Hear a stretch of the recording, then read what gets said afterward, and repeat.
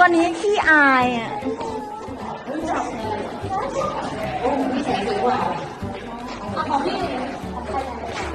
ไปเด็กก็ยังเลี้ยงน้องโอ้ยสองคนชอบน้องมากอ่ะโอ้ยอายแล้ว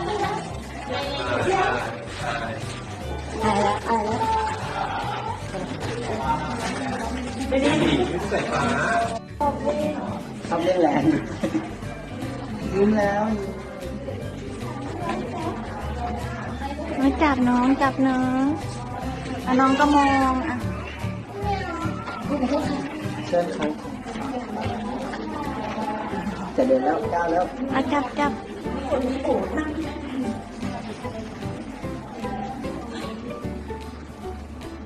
มองตามที่เลย